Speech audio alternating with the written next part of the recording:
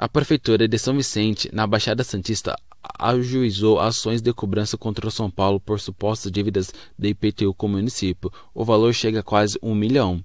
O São Paulo, porém, alega que nunca foi proprietário de qualquer imóvel na cidade e nega a dívida. Trata-se, ao que tudo indica, de um engano da Prefeitura de São Vicente. O terreno fica no bairro de Catiapoã, um campo de futebol conhecido como Campo do São Paulino, utilizado pelo São Paulo Futebol Clube, uma equipe de várzea de São Vicente que utiliza símbolos e cores semelhantes ao do São Paulo.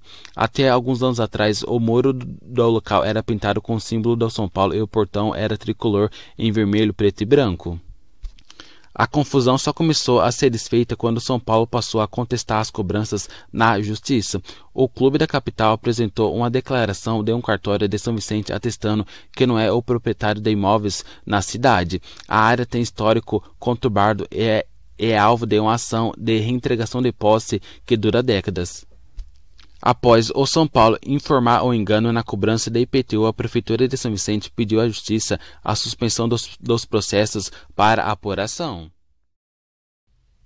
Luiz Fabiano é um dos nomes mais importantes desse século do São Paulo, porém a torcida tricolor constantemente reproduziu o estigma do centroavante ser pouco efetivo em partidas decisivas. No entanto, os números mostram justamente o contrário. Fabuloso é o jogador com mais gols marcados em jogos no formato mata-mata na história do clube. Luiz Fabiano disputou 78 partidas de caráter eliminatórias pelo São Paulo, tendo marcado 52 gols, registrando uma média de 0,67 tentos por jogo. O curioso, no entanto, é que o atacante conquistou apenas 2 títulos pelo São Paulo, o Torneio Rio-São Paulo de 2001 e a Sul-Americana de 2012. O pódio do ranking de artilheiros em partidas mata-matas pelo São Paulo é completado por França, com 36 gols, e Raí com 25. A corrida eleitoral de São Paulo já começou há algum tempo e aos poucos os personagens estão assumindo seus postos de forma gradual. Júlio Casares já garantiu sua candidatura à presidência do clube e faz planos para, caso seja eleito, para exercer o cargo a partir do ano que vem. Um deles é a volta de Muricy Ramalho em um cargo de coordenação. Em entrevista ao canal do Nicola, Casares não escondeu o desejo de contar com o Muricy. O Muricy, além de ser um amigo pessoal, é um grande profissional de maior qualidade, que eu tenho o maior respeito. Quem não gostaria de ter o Muricy? Eu acho bem possível. É claro que precisamos conversar. Nunca falamos a respeito disso. Não é o momento, mas eu vejo com bons olhos. Eu tenho quase a convicção de que o Muricy integrará o nosso time de coordenação técnica e acho que o Muricy, no momento oportuno, nós vamos conversar. Até porque hoje ele é um cronista importante. Quero saber as prioridades dele.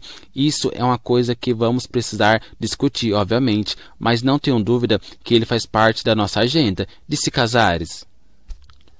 Casares também falou sobre uma possível volta de Rogério Ceni. É um grande amigo e um grande São Paulino, é um ídolo. Está fazendo um grande trabalho no Fortaleza. Acho que quando chegou ao São Paulo, houve uma precipitação dele e da diretoria em contratá-lo. Queimaram etapas. Veja bem, o Muricy foi um grande técnico, foi auxiliar do Otelier, teve um caminho e Rogério Ceni retomou esse caminho no Fortaleza. Está fazendo um grande trabalho e realmente pode voltar um dia, avaliou Casares. Mas esse dia, na cabeça de Casares, não deve ser a partir de quando assumiu o cargo de presidente, caso vença a eleição. Para ele, o momento é de dar continuidade ao trabalho de Diniz. O momento é do Diniz. O Diniz vai ter toda a tranquilidade, toda a longevidade do que depender de nós.